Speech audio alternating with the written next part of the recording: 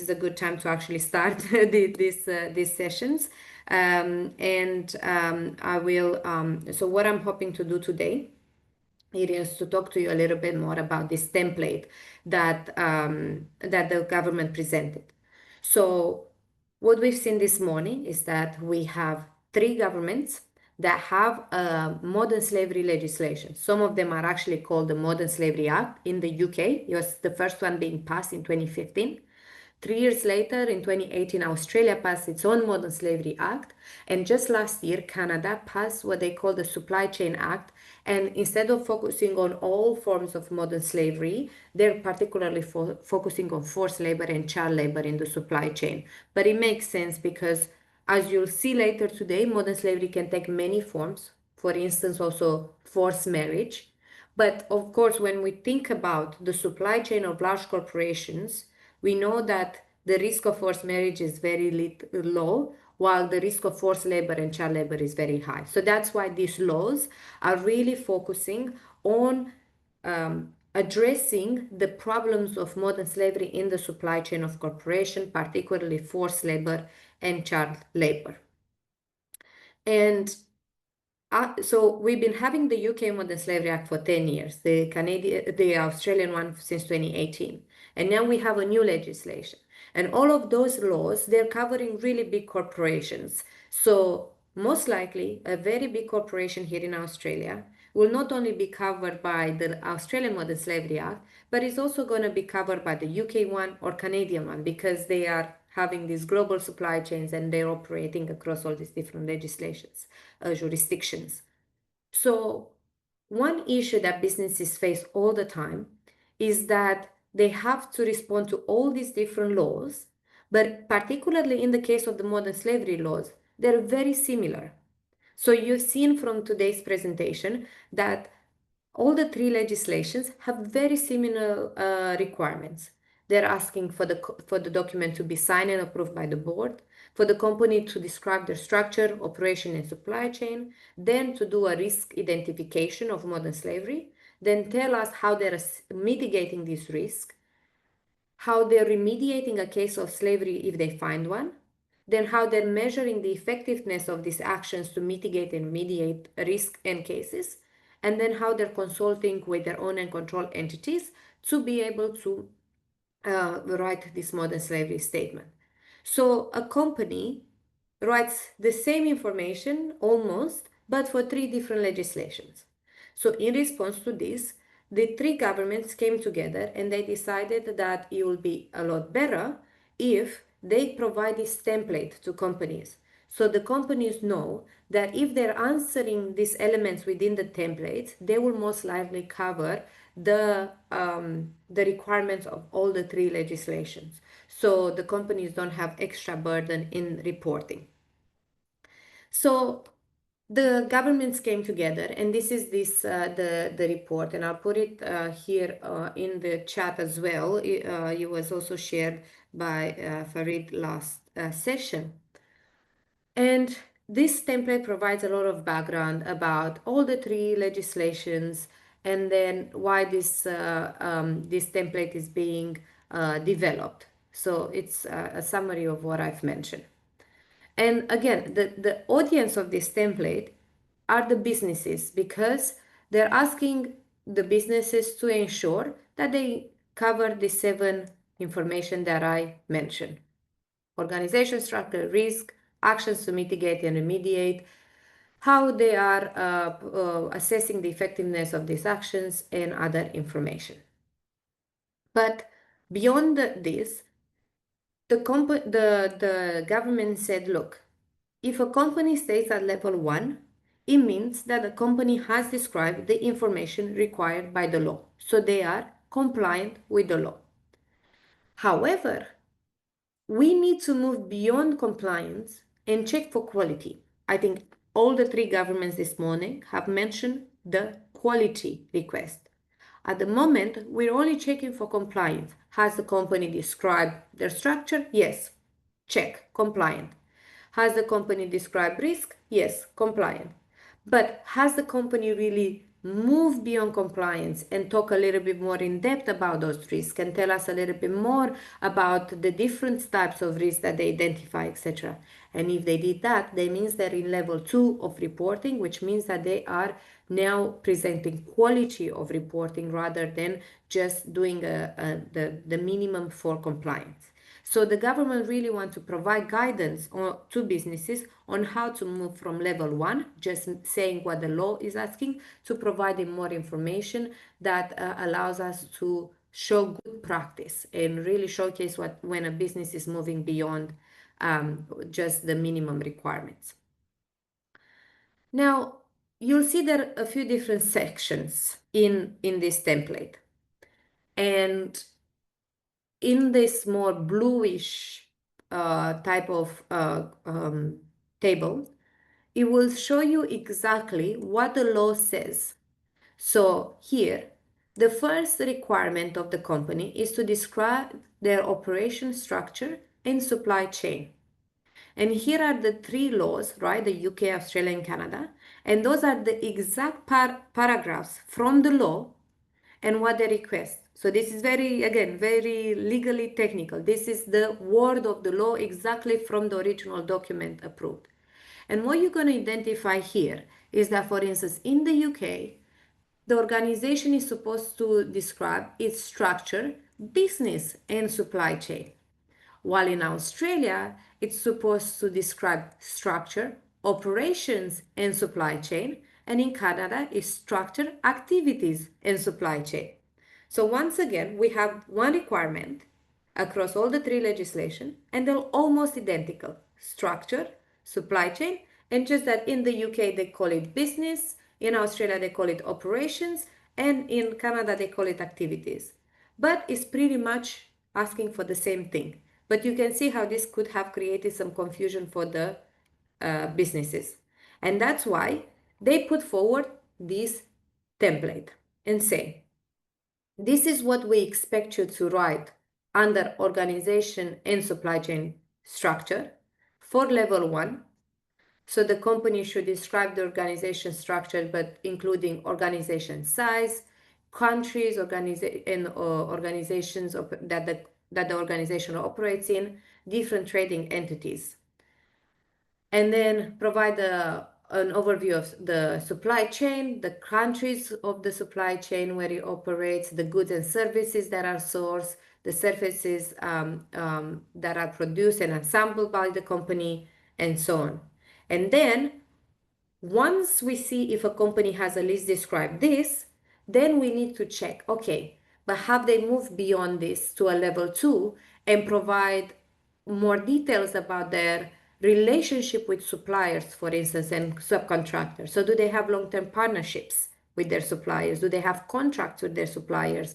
Do they have spot purchases or details of direct operation versus the outsourcing function? So with this type of questions, the governments are guiding the companies on what is the minimum that they should describe to be compliant with this request of the law, and then provide more details to be able to showcase better practice.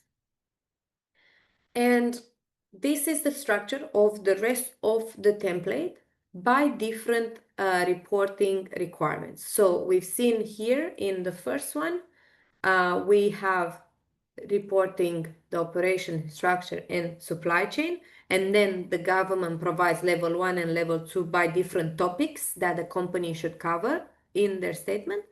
And then the next reporting criteria, it's about policies in relation to modern slavery, forced labor, and child labor. And again, in the blue, we see what the law requires. And then in those gray templates, we see what the government recommends the businesses to cover for compliance, level 1, and for level 2, for quality or best practices under different topics under this reporting criteria. So we can either go in depth in all of them. So you see all these reporting criteria are the main ones these ones here, right? That the companies, the governments are asking them. What the government does with this template is provide very detailed guidelines on what the company should write underneath each of them.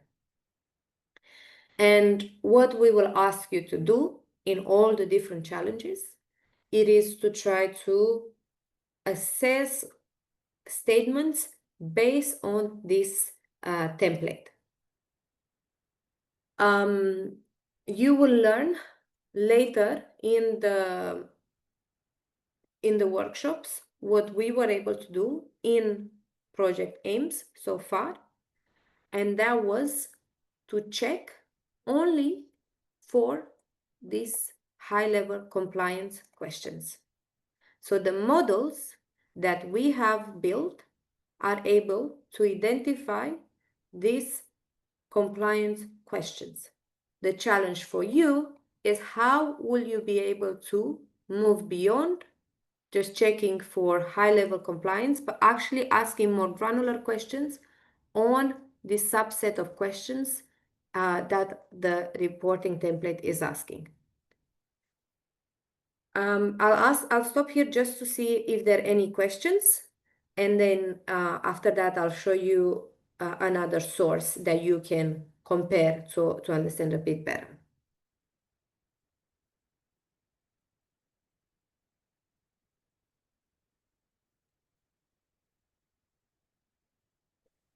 Okay. We have a Thank you. question from Juan. Yeah. So I'm sure you can just read and pretty much understand the subset of questions and so on. But what I encourage you to do, so this is the template for the 3 legislations, right? The models that we've built. So here in our Figshare, for instance, you will be able to not only find the data, but you're going to find the annotation specifications that we have developed before annotating these 5,000, 6,000 statements. So when we started building our annotated data set that we used to fine-tune our models, we focused on the Australian modern slavery requirements, and we built this document of 150 pages or so on, 150 pages, that we taught annotators on how to go and read a modern slavery statement and identify within each of the modern slavery statement if an information regarding the mandatory criteria is found or not. So I'll provide you some examples, and then when you're going to read parts of this document, you'll be able to identify very easily how this document matches the reporting template. So it's going to give you a sense of what our models are capable to do versus what the template is asking. Right. So I'm going to try to get to criteria 2, which is about description of supply chain and operations. So we can talk directly to the example that we've already discussed in the template. So let's move a bit faster. All right, so the mandatory criteria 2 of the Australian Modern Slavery Act, just as described in the template here, is asking for description of organization structure, operation, and supply chain. So if we go here, we see this very clear. So a modern slavery statement must describe its structure, operation, and supply chain. And this in the annotation specification, this is criteria 2 for us. And here we break down structure, operation, and supply chain. And these are the guidelines that we provided to the annotators. And we say, has the company described its structure? This is what structure means. And this is what are some of the examples. So if any of these things are met, then the label should be yes. And then the annotator should extract the text. If not, they should tell us. And we provide here examples of documents where the information is similar or confusing. In this case, the answer should be no, and we provide an explanation why, and then we provide some good examples um, of actual description of structure, and then this is how we explain how the annotator should extract the text, and so on. So when you read if you want to understand how the annotations, this annotated data set was built, and why, when let's say we take statement 12, we go for structure, the answer is yes, and then we go and see what the annotator decided to extract, we can see that description of employees is one of the reasons why they extract that information. And that's aligned with our annotation specifications.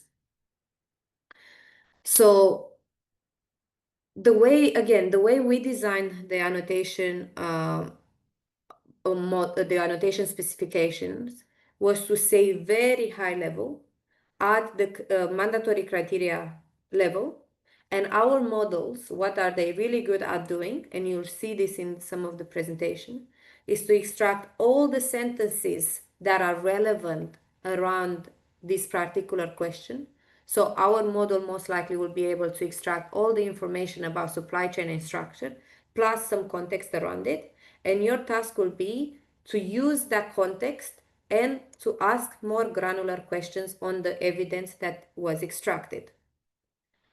So we will give you access to those models. They are actually already available on the GitHub. So if you go on our GitHub, you will find the models weights.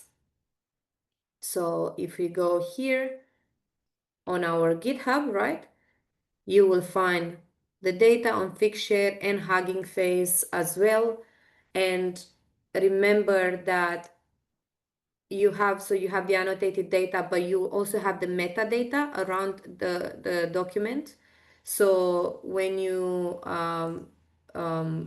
go with look, so you see I showed you in annotation statement 12, these are all the metadata information about statement 12, right? The date, the entity, the annual revenue, the industry, the countries.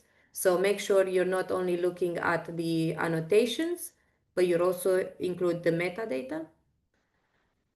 So going back to the resources, you have data, you have prompts, and then you have all the code that we use. And here you will have the weights of our best performing model, Llama, but that is also assessing 100-word context. This is a very large model, where you learn from some of the papers that we've done that we were able to distill the knowledge of this model, plus a few other models that we try to improve the performance, and we were able to have a very small modern BERT model that performs just as well or even better than Llama at identifying these sentences and the context, and the weights are on this Google Drive, and here is the code for this model and some of the evaluation that we've done.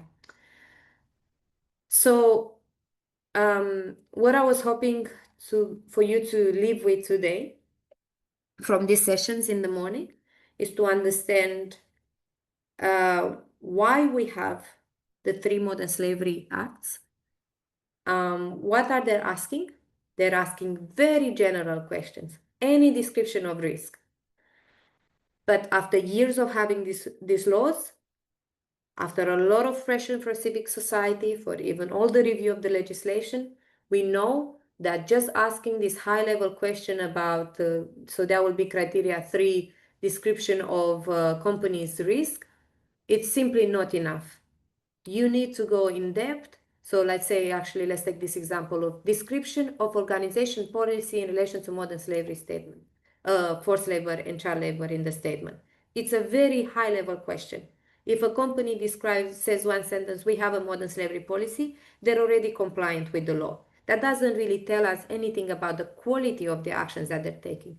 And that's why we have this template to go within each of these high-level compliance questions and say, actually, we're interested, has the company have a employer code of conduct? Do they have supplier code of conduct? Do they prohibit any threats of violence and harassment and intimidation? So you see how more granular the questions go. And we would like to be able to take a statement to assess if those high level questions are met. And then within each of these high level questions, how many of these more granular questions or elements are met? And then if they're not, can we make recommendation for companies and say, this is your statement this year, and this is the elements that are missing. So maybe next year you can assess those further questions. There was one question in the previous session when they asked about annotated data. So in this project, we have a lot of annotated data for the high level questions. So this is what we built in Project AIMS and what is described in this annotation specification and what you find here in the raw format of the annotated data set. And then of course we have some testing and validation data, and also we have some for UK and Canada. But that's all annotated data and it's at that very high level. We don't have annotated data for this level of granularity. So we can't give you 200 statements that are showcasing a really good example of prohibiting child labor or compulsory overtime or anything like this. And that's why we want to keep the challenge a little bit more open. And that's why I was explaining yesterday that we're not going to provide you data to benchmark, but rather we will welcome your innovative thinking to see how can you move from the high level assessment that our models can already do to these more granular ones, and how can you do it in a very explainable way. So then when we take a random sample from your examples that you developed, we will be able to assess that manually. So at the moment, we won't be able to assess quantitatively. We will assess by taking examples of your outputs and go through it manually for the AI challenge. So we have a question here for Sofia. She's asking, if the company failed to report its practices, the previous model concluded that it was compliant to slavery.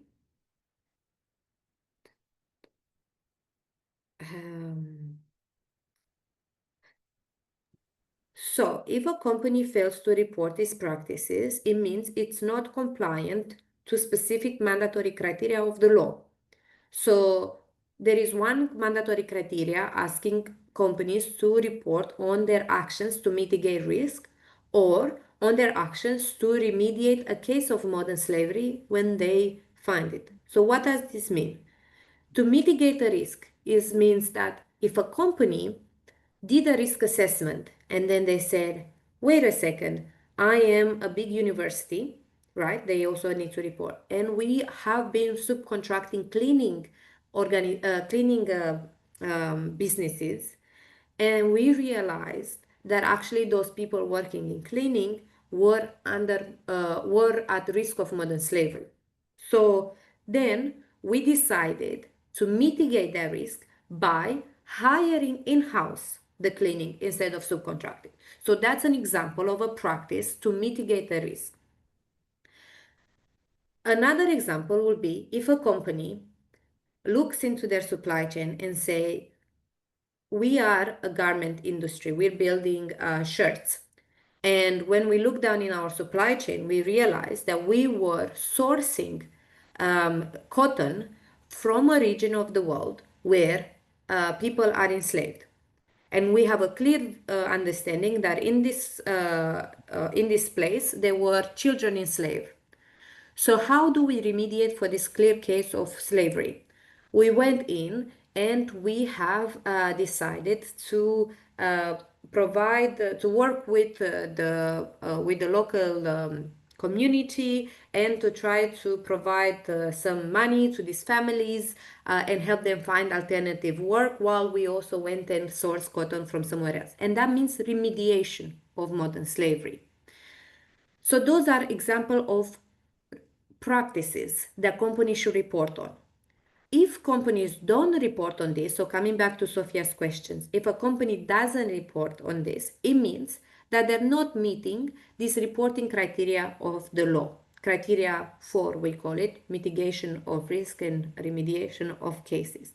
That does not mean that they are compliant to slavery. I'm not even sure exactly what that means. So also, very important for this exercise, and you'll see in the updated terms and conditions and throughout the GitHub, we're not going to make any claims about companies because companies can sue us and you if you do that. So if you are doing this exercise and you are going to put out some statistics, or you'll say company Coca-Cola, let's say, hasn't met criteria 4 of the law, please don't say that means that they have slavery in their supply chain, because that's not what it means. It just means that they have not met that reporting criteria. So we're not going to make any claims about companies, and certainly we're not going to make claims about their yeah, in any case, if they're complying to slavery. So I hope this kind of answered the question, Sophia. It's a bit of a tricky question the way it's formulated, but I think that's what I understood to answer. Maybe in a different angle, just even if a company doesn't report, it doesn't mean that they're not actually doing things against modern slavery. I'll give you an example. We hear many times from companies that they say, we have been working for 10 years in this region of the world, helping people to get out of slavery so we can have more resilient supply chain. So we knew that we were linked to modern slavery in this, let's say, cocoa development from our chocolate. We knew it. We went in there. We did all the work. We have saved so many families from slavery. We just didn't want to put it in our modern slavery statement because we didn't think the market was ready to hear about that. So that's also something that is still happening. So just by not reporting doesn't mean that the company is not doing the right thing. However, companies are encouraged to report because the more they report, the more they show that they're doing the right thing. And in the absence of penalties and fines from the government, the companies can still have that liberty to decide what to report and how much. But just if a company fails to report practices, that not automatically means that they have slavery or they're compliant to slavery. I'll stop here with that questions. I hope it makes sense. I'm happy to keep answer more questions if you have any.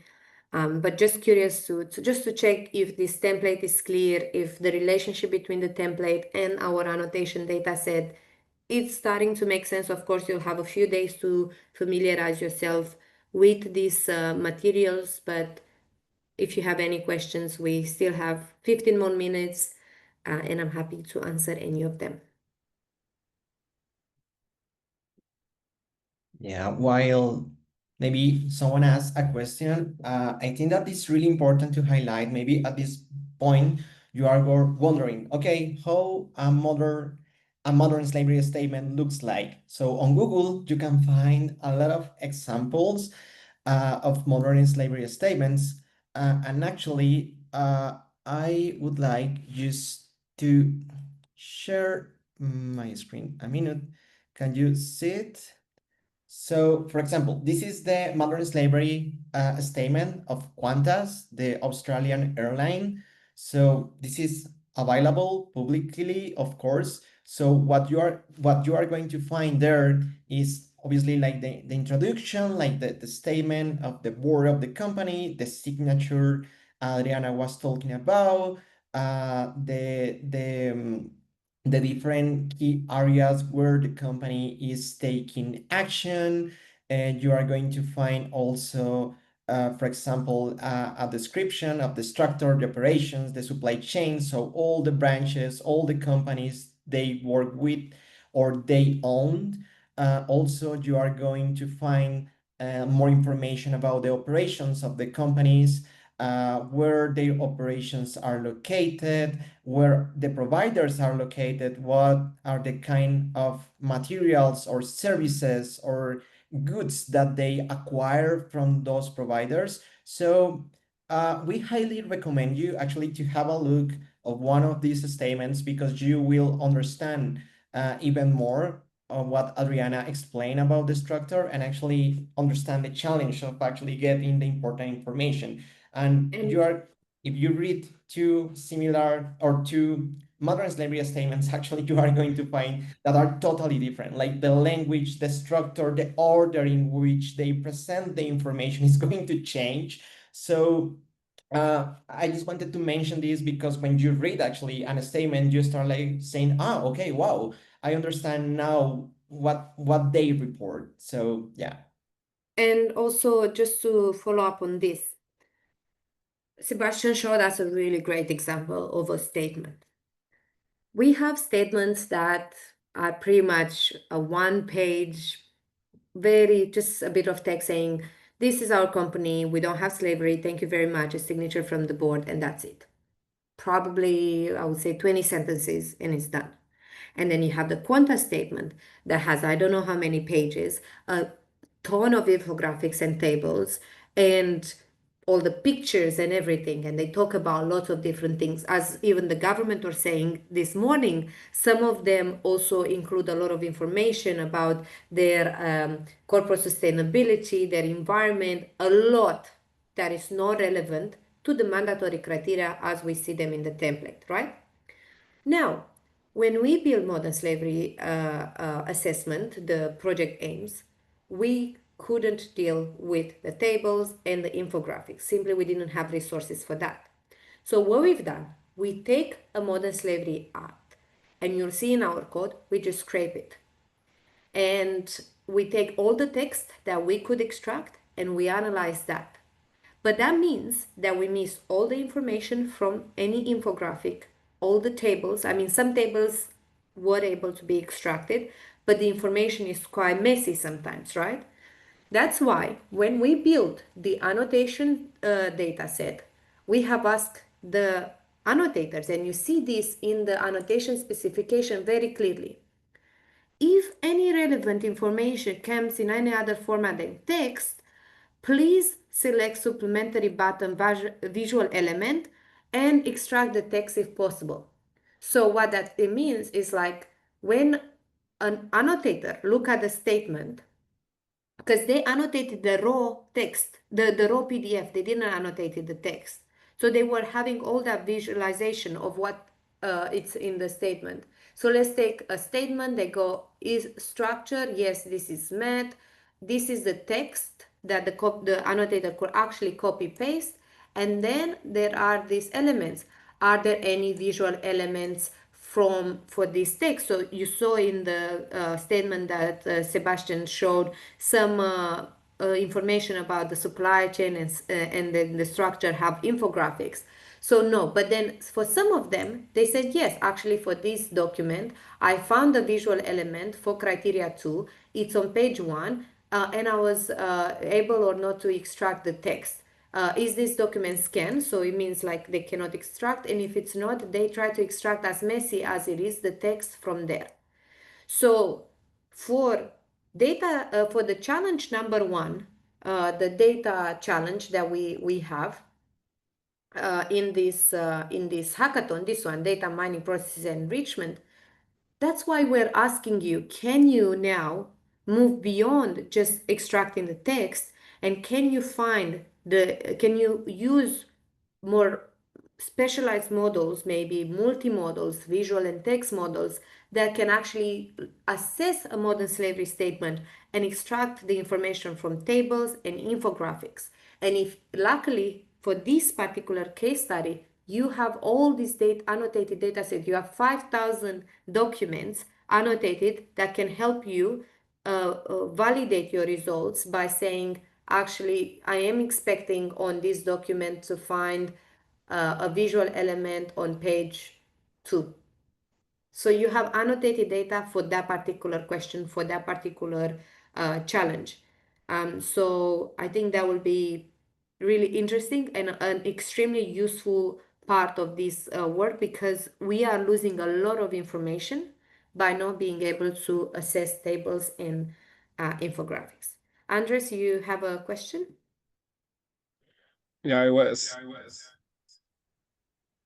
related with the explainability of the model. So must we understand model explainability as the go deeper in the different levels? Yep.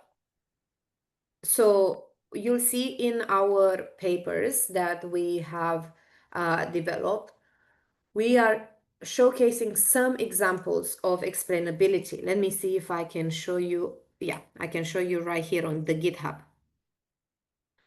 All right, so this is a big spoiler for tomorrow. We're going to discuss this in a lot of details, but just to show you.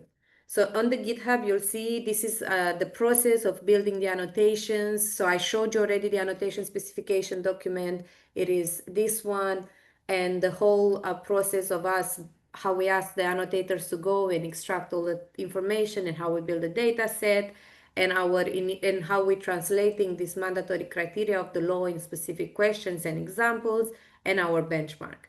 And that's our first paper. You can find it here.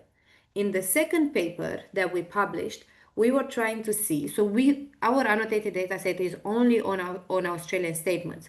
So we were trying to see, can the models that we fine tune on Australian data assess UK and Canadian statements? And that's why we have these two smaller data sets for the UK and Canada to test our results. And we did that. We showcased that our model generalized well. But then we also said we need to create explainability on why the model decides to say that a sentence is it is part of or responding to a mandatory criteria or not. So for instance, here we take a sentence and we use the sharp method, and again it's more detailed in the paper, but also we'll have a specialist from Mila explaining this. So let's say we take this sentence: the company does not currently provide training to employees on forced labor or child labor, but all employees are required to review and confirm compliance with the code at least once per year. And we know that criteria 4 is asking for mitigation of risk, right? So providing training to employees is one of the most common form of mitigating for risk, or requiring them to sign a code of conduct. And the model is with red here, it shows the words that are weighting more in its decision. So as a reviewer, when I see this type of sentence, I'm like, okay, so the model thinks that this is about mitigation because it talks about training. I agree. I think this is a good prediction. So this is a way to create explainability. You can also provide a way to visualize the actual confidence of the model, and then provide the user only the examples where the models are not very confident in their prediction, and then there try to provide some more token explanation like here if you want to. So this is one way we thought about showcasing explainability. Another way is to say, we know that all these three sentences are relevant because they're talking about description of action. So we're saying we don't have training to employees. They're describing the fact that they do not have training for employees. So description of mitigation. The other says all employees are required to confirm compliance with the code of conduct. That's a clear action. And then the third one says, but we will offer training next year. All three are description of mitigation actions, but one is a negative description, one is a future, and one is already implemented. And we want to help the reviewer to be able to differentiate between companies that are saying for 5 years in a row, we don't have training, but we'll do it next year, versus the companies that say, we don't have training this year, but in the next year statement, they say, but actually we implemented it and we will, and they have done so for the next couple of years. So again, this one, while it's not really explaining why the model decided what it decided, this is what this part of the pipeline does. This also provides more information to the reviewer to make better informed decisions. So this is for the models that are doing classification. However, excuse me, we are also seeing in this paper how we have asked the models to when we use prompts to output through the chain of thoughts, so asking the model to reason, to output the reasoning. And when, as a human reviewer, you get the results from a prompt, you're not only getting the answer yes or no, but you're also getting the understanding of why the model decided, how the model reasoned that this is a correct sentence for this particular criteria. And why is that important is because as a reviewer, you realize that many times the model reaches the right answer. Yes, this is about mitigation, but for completely wrong reasons. We have this very well detailed in error analysis in our papers, and I will be able to provide you some more examples during the workshops.